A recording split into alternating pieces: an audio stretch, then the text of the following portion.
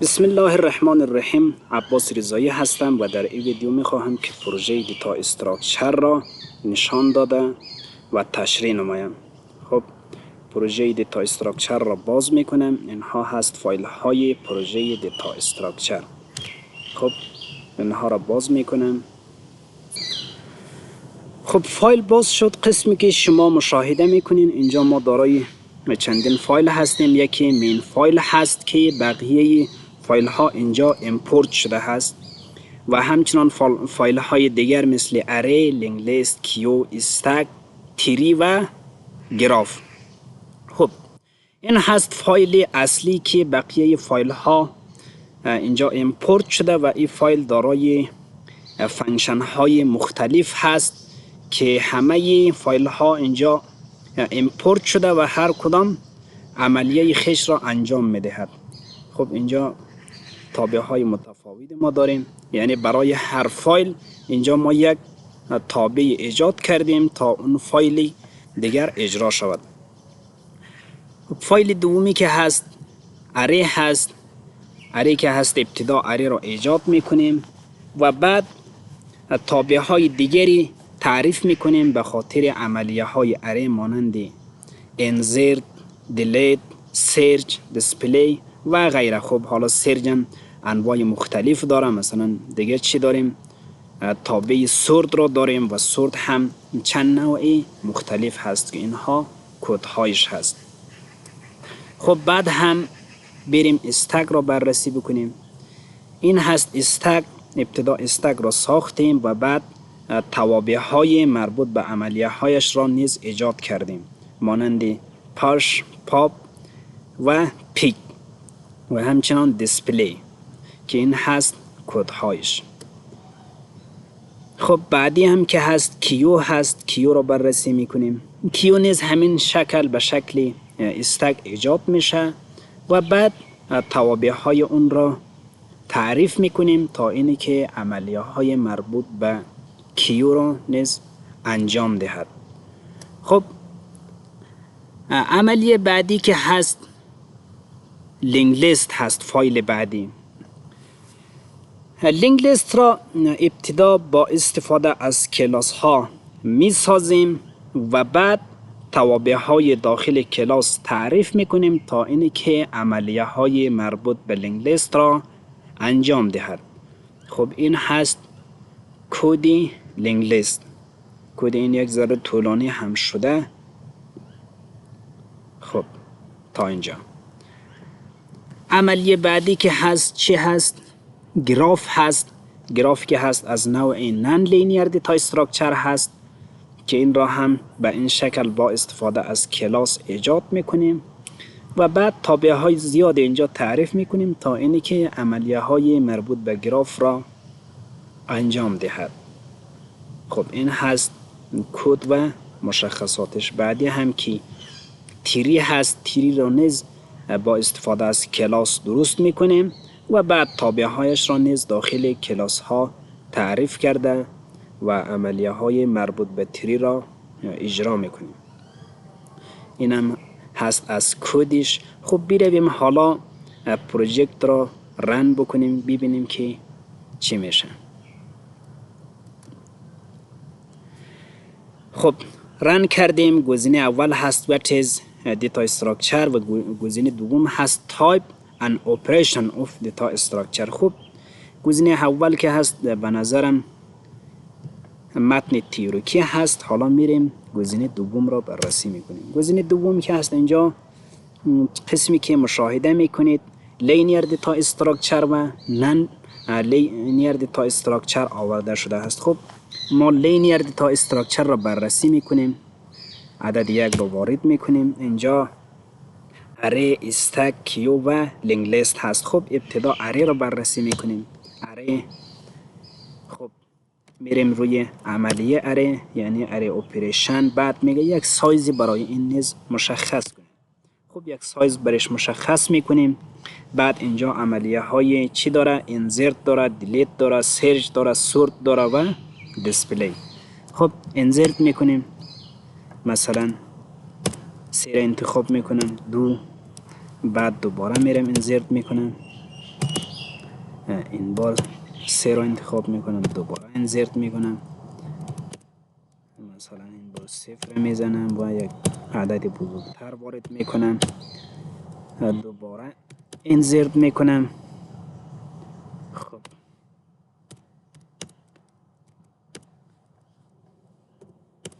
خب این بار میخواهم که سورت کنم، گزینه 4 را میزنم. خب اینجا پرسیده شده که بابل سورت، سلکشن سورت یا انزرشن سورت. خب ما میخواهیم بابل سورت را انجام دهیم. عدد 1 را وارد میکنیم و اری را به شکل سعودی سورت کرد. خب حالا برمیگردیم گزینه دیلیت را انتخاب میکنیم، یعنی 2 میگم دیلی، میگه انتخاب کنین از 0 تا به 4. من 2 را انتخاب میکنم. میگه که 2 شد دیلیت، یعنی در اندکس 2 عناصر 3 وجود داشت که اینجا دیلیت شد. خب این بود اره. حالا برمیگردیم میریم بعدی استک هست، استک را بررسی میکنیم. اپریشن، خب سایزش میگه مشخص کنید، یک سایز خیلی کلان دادم. خب میگه چیکار میخواین بکنین، پش، پاپ یا پیک. خب میخوایم پش بکنیم، 1 را انتخاب میکنم. 2 میبینین که عدد 2 اینجا ذخیره شد. خب برمیگردیم، این بار بازم 1 را انتخاب میکنم، باز هم میبینین که 12 اینجا ذخیره شد. برمیگردیم این بار 2 را میزنیم، یعنی پاپ را انتخاب میکنیم، میبینین که عدد 12 حذف شد. بعد برمیگردیم این بار پیک را انتخاب میکنیم. پیک هم میگه تاپ المنتز 2. خب برمیگردیم در قسمت اول، این بار میریم کیو رو بررسی میکنیم. کیو اپریشن. خب میگه چیکار میکنین، این کیو یا دی کیو. خب ما این کیو میکنیم، 1 را انتخاب میکنیم تا یک عنصر اینجا ذخیره کنیم. خب 32 اینجا ذخیره شد. دوباره باز هم 1 را انتخاب میکنیم، بعد 43 رو وارد میکنیم، میبینیم که 32 و 43 ذخیره شد کنار هم. خب این بار چیکار میکنیم، 3 را انتخاب میکنیم، یعنی فروند، ببینیم که فروندش کدام هست. مگه what do you want، میگه فرون که هست، فرون element 32 هست. خب میگذاریم دیگه، میریم روی لینک لیست، به نظر من کافی هست. خب عدد 4 را وارد میکنیم، میریم داخل لینک لیست. خب 3. خب این هم هست لینک لیست. لینک لیست که هست دارای عملیه های انزرت، دیلیت، سرچ، دیسپلی، ریورس، اسپلیت، مرج می باشد. خب ما ابتدا انزرت میکنیم، میگه چه نوع انزرت میکنین، at the beginning یا در آخر یا به اساس موقعیت. خب میگیم به اساس موقعیت، میگه یک قیمت وارد کنین، اندکسش را انتخاب کنین، اندکسش را 3 انتخاب میکنیم. خب میگه که عملیه انجام شد. خب بعد میریم دوباره انزرت میکنیم، این بار در ابتدا انزرت میکنیم یک عدد.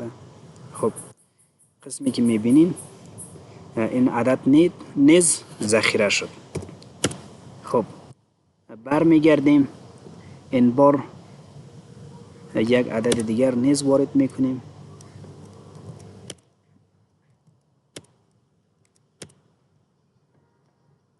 خب این بار گزینه ریورس را انتخاب میکنیم، یعنی 5 را وارد میکنیم تا اینی که انجام شود. میبینیم که 3 و 23 را جاهایش را تغییر داد، یعنی برعکسشان کرد. خب این هست عملیه های مربوط به لینک لیست که خیلی زیاد هست و بقیهش را بررسی نمی کنم. برمیگردم ابتدا،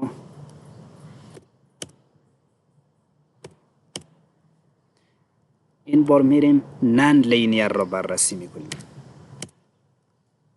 خب یک را انتخاب میکنیم، تری. خب تری که است انواع مختلف دارد، یعنی باینری تری، AVL تری و جنرال تری. باینری تری را انتخاب میکنیم. خب باینری تری که هست عملیه های مانند add, remove, search, display, get tree, high, find, maximum, find, minimum و غیره را دارد. خب ما اد میکنیم، میگه از یک تا 7 را انتخاب بکنیم. خب من یک را انتخاب میکنم. خب بازم اد میکنم. خب حالا میخواهم که نشان بدهم. گزینه دیسپلی را انتخاب میکنم. خب قسمی که شما میبینید 1 و 2 را نشان داد. خب عملیه های زیادی دارد که نمیخواهیم همش را بررسی بکنیم. برمیگردیم، این بار AVL را انتخاب میکنیم.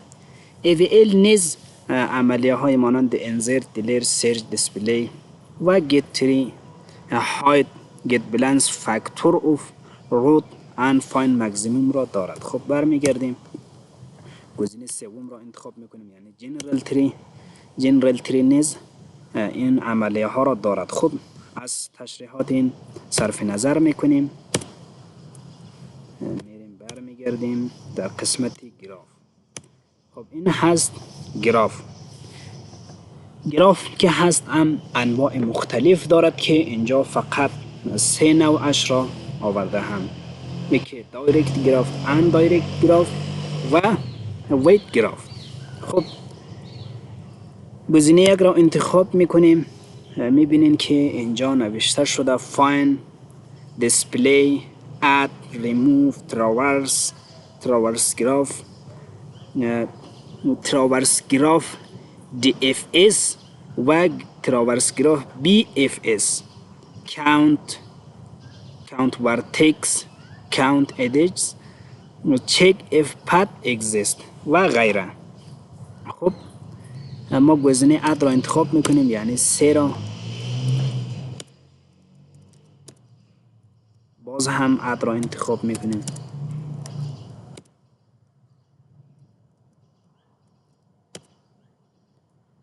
خب این که نشد.